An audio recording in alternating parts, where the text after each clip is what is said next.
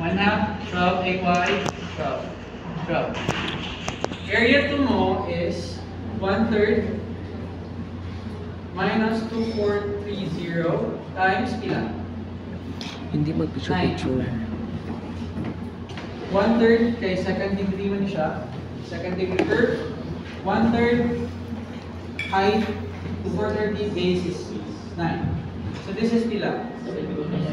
Negative 7290. 90. Okay. Next, ito. Area 3 is negative MA times 12. Negative 12 MA. Tama? Yes, sir.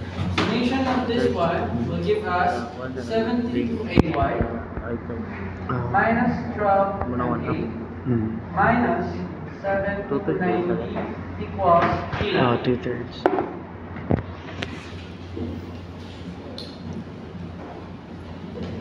Rotation. Hey, sana wala ay kaya. 0. Sana. Picture mo ni mo. Picture mo ni mo. Straight line ba yung rotation? Ay kamera na no. So yung mga angle dito ay or yung mga angle dito 0. Tama? Okay. So this is our equation number 3. Then second naman area, i-times na natin sa x1, ano yung nag-ikan? A, no? This is x1. This is x2. X2. This is x3. Sorry, eh. Website ba? X1 is 2/3 of 12 or 8. X2 is 1, 3 3, plus 1/4. Ay, 3/4. 3/4 of 9. X3 is 1/2 of 12. Ilan yung 3/4 of 9? 39 over 4. Your second moment, tangential deviation A to B equals summation of A x. We have 72 times 8 pyramid. 576 AY plus negative 1720 39 over 4. Minus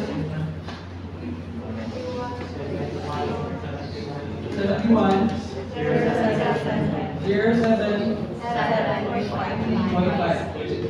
Tama? Okay, and then ito. Minus 72 and 8 equals pila? 0. Okay, tangential deviation and one is 0. Tangential deviation is from your tangent line to your elastic curve. Elastic curve at A is 0. Tama? Your tangent is 0. Dito din, your tangent is horizontal, your deflection is 0, your elastic curve is 0, kaya yung distance nila is 0. Tangential deviation is 0. The rearrangement though, you'll get 576 AY minus 72 at 8 equals 71077.5. We now have your equation number 4. 4 equations, 4 unknowns, to that. Okay. Equation 1, equation 2, kapalit ko diba? 1, 2, isa na natin ang PS1. Equation 3 is minus 12 at A plus 72 AY plus 7290 equation number 4, 72 at A 576 AY equals 71,000.5. 3 and 4 diapon, so 3 and 4. You should get the same answers dapat.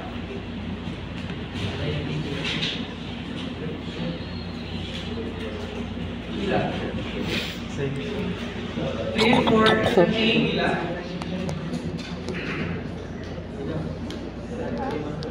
531.56, your AY is AY?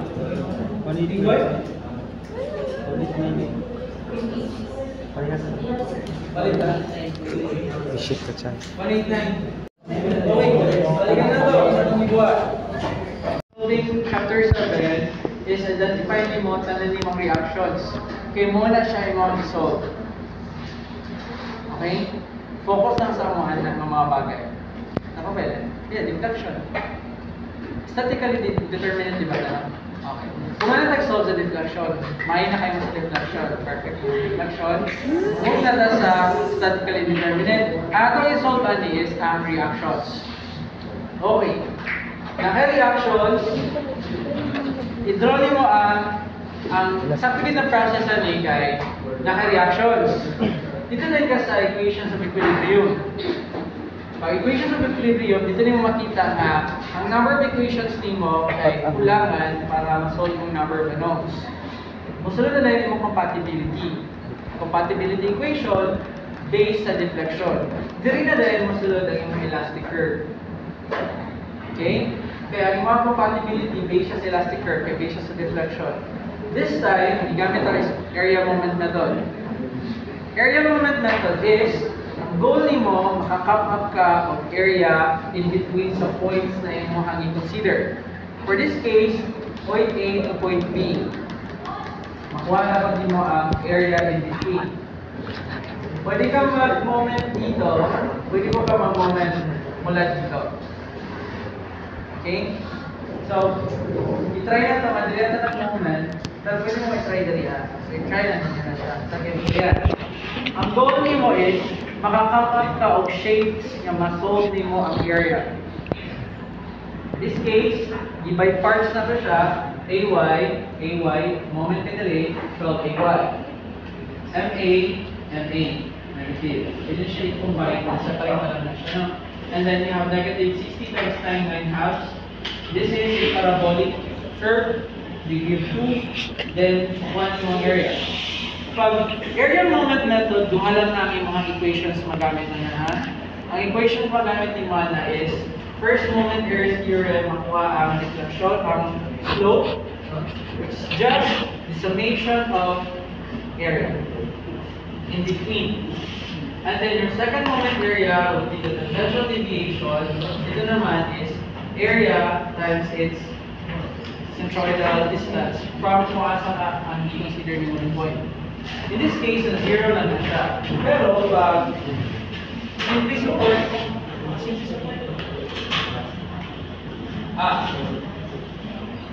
In the case nga na by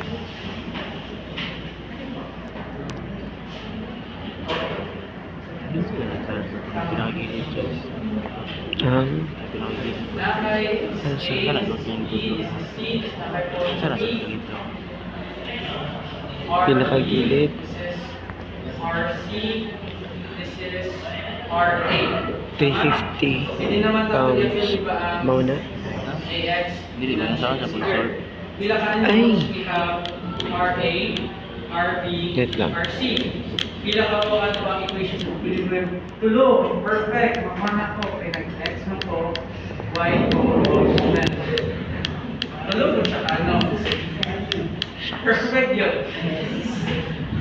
Wala, hindi naman ikaw si X. So, yung mga available lang is Y o si M. So, kung lang kag-isa. Dili din mo sulod sa mga compatibility. Dili din mo sulod ang inyong power of imagination. Kung sino mo sa mga elastic curve. Assuming okay Pasya na ka. yan, na nakaani, this is your equation 1, this is your equation 2. Isa na lang ka equation 2. Pasya ka, pailalong pasya ka. Okay, straight na. Kuha na sa compatibility. Compatibility based on deflection. Open. So, the deflection always have Pailalong. Ben, na pinakalas sa okay, baba. pag deflection gani, dapat na elastic curve yung drawing.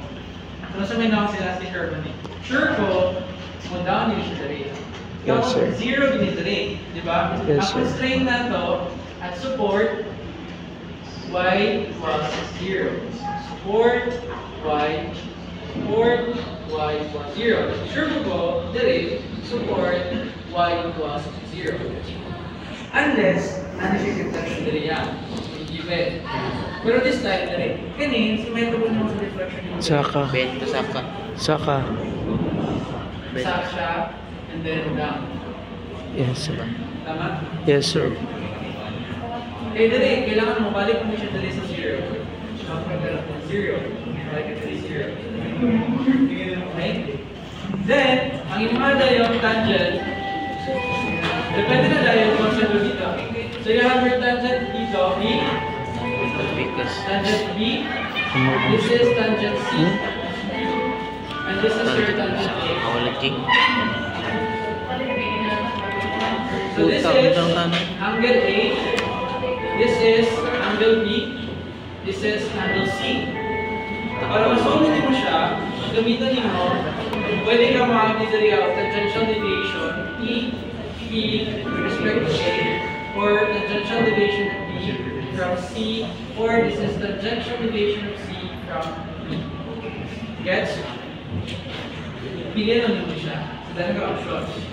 A, sure ka, ano di ba? Kay ang makuha ni mo, tangential deviation. Pero, sure ka na zero diri ya. Sure ka diri ya.